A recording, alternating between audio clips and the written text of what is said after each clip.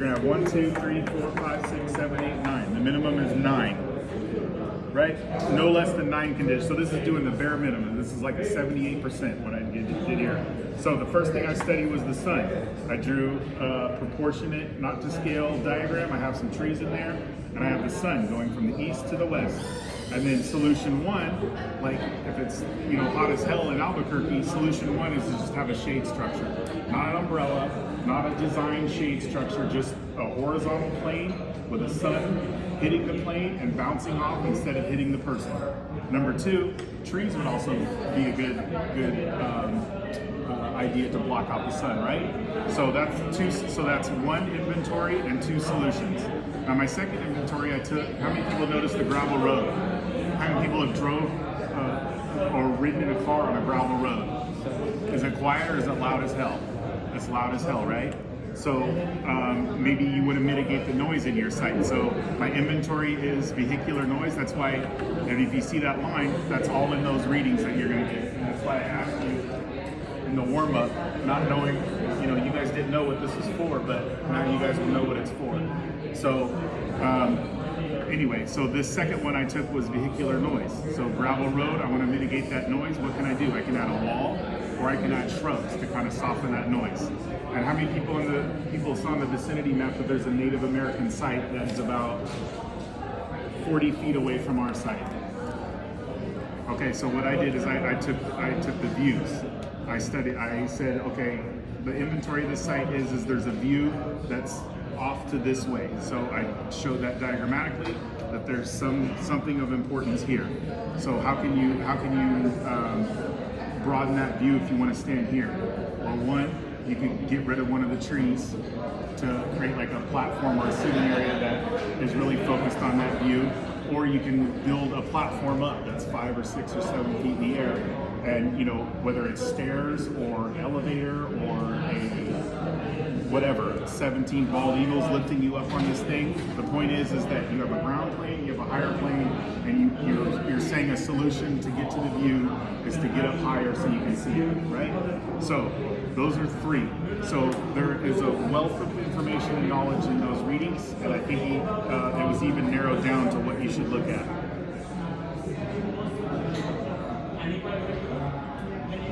If not, I'll help you narrow it down. But just flip through the book and get to the part where it talks about site analysis.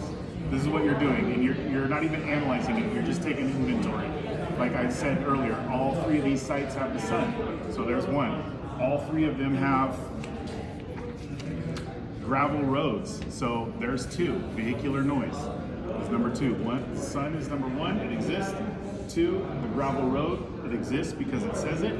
Now, some of these are site specific. Like Vashon Island has that wildlife corridor. So either you want to. So your inventory is this is Vashon Island. There's a wildlife corridor. Inventory is done. Now your solution could be: do I want to invite those animals into my site, or do I want to keep those animals out of my site? So there's an inventory and 2 solutions that I just gave you. All right, so I need you guys to all dig deeper into those readings, and that'll really, it'll tell you all kinds of wild shit that you never even thought of. Like maybe there's a desert tortoise habitat in Albuquerque, or maybe there's a special kind of tree that produces the sweetest maple syrup you ever had in Cape Elizabeth, or maybe there's Kurt Cobain wrote Nevermind on Vashon Island 3 sites away. You don't know.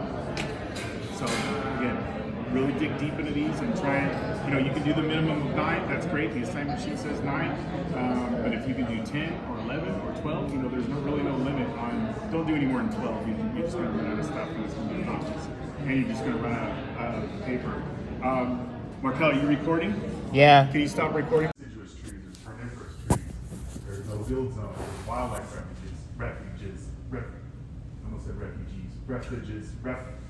areas where you can't disturb wildlife.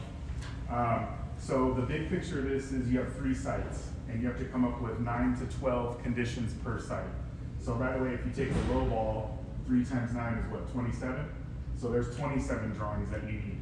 And then you need 2 to 3 diagrams for every one of those 27 drawings. So you're going to be producing close to 100 images, graphic sketches, drawings by September 26th. So it is September 8th, so there's not a lot of time. It may feel like you guys have forever, but I want you guys to hit the ground running. Who's done like the readings? Who like flipped through and started it this weekend? That's fair. I figured the official start would be today. I did find the 2 other books that were in this assignment sheet, and I uploaded it to the book Google Drive. So look at it. I've referenced that book about 100,000 times over my career, especially in school. And I kind of glanced through it today, and it brought back a lot of good memories. But there's a lot of good stuff in there, especially the one under the note where it says you're encouraged to seek other sources such as form, and landscape architecture. Bless you. So that one is actually a really good book. That one dives into a little bit. It talks about like all of the elements that would ever be discussed in a landscape architecture setting. It's 288 pages. There's 4 or 5 pages specifically on forests, which is Vashon Island. There's 4 or 5 pages that are specifically on the desert, which is Albuquerque. 4 or 5 pages on like the northeast, which is Cape Elizabeth, Maine. So really look at that book. Your basics for getting your diagrams for illustrating, like for example, the sun. You draw Vashon Island, you draw like a rectangle, you draw on the topos, you draw on the trees, you keep it real basic. It doesn't have to be to scale, it has to be proportionate. So proportionately, it'll look somewhat like a rectangle, right? So you have your contours, and then one diagram could just be the sun. So the sun rises in the east, sets in the west. So does the sun exist on all 3 of these sites? Yes. Okay, good. So now you have everybody has one diagram for each one of the sites. So you're already 3 diagrams done. What else is unique about or common about all the other sites? Who can tell me? Elevations in terms of what? Can you expand on that? Each of them always went upwards. Yeah, contours, right? They're all just not flat surfaces. They all have contours. So there's 2 diagrams. How many of them have easements or no build? All of them. All of them. So there's 3 diagrams. You see where I'm going with this? So now you need to come up with the other 6 to 9 that you want to explore. Now, you were given site plans and you all brought your models. So that's the information that was given. Who knows how to use Google? Who's ever heard of Google before? Right? So you can Google Vashon Island, and you can may or may not discover that there's a strawberry festival there every year. You can Google Cape Elizabeth and know that they're famous for their lighthouses. You can Google Albuquerque to know that it's a desert arid climate. You can also use Google for weather. You know what I'm saying? It rains a lot probably in Vashon Island. It's in the Pacific Northwest. Probably doesn't rain as much, but it's probably hot as hell in Albuquerque in the summer. It probably snows a lot in Cape Elizabeth, Maine. Cape Elizabeth is on the east coast. It's rather north, so I don't know if they're prone to hurricanes or not, but it is on the Atlantic side of the country, so maybe hurricanes is one of your studies. So again, don't analyze anything, don't try and design anything, don't think that you're going to use these boxes yet for laying anything out on the site. This project is 3 weeks long, and it's supposed to get you guys to understand fully the sites, so you guys can respond to them later if you're asked to. You will be good. So take this project seriously.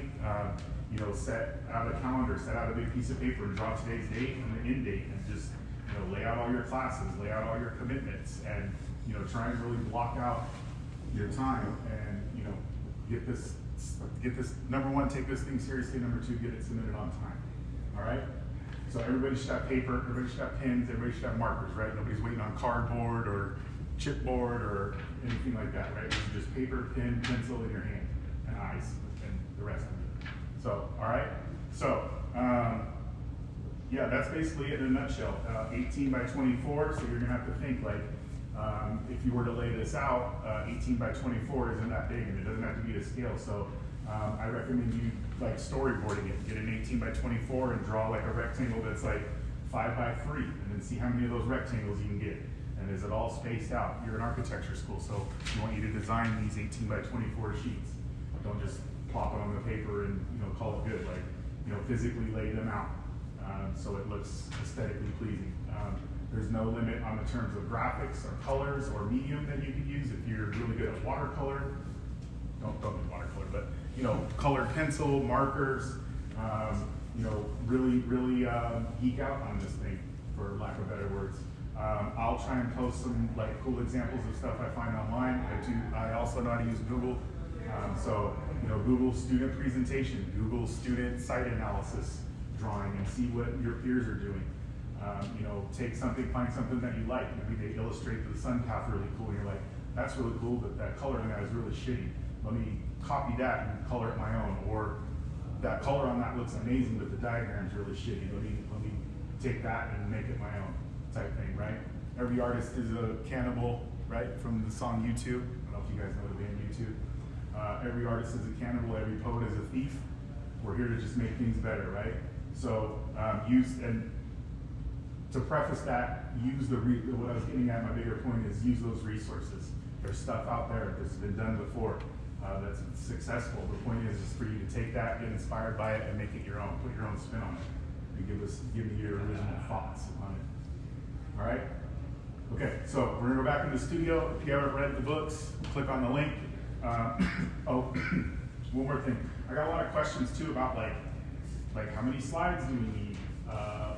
How many, do we need to put trees on our site? Like, it was all in the assignment sheet. So if you're ever, if you hit me up or if you have a question, refer to your assignment sheet. And certainly if it's not on the assignment sheet, hit me up. Or if you found it on the assignment sheet, you're like, that makes zero sense, dude.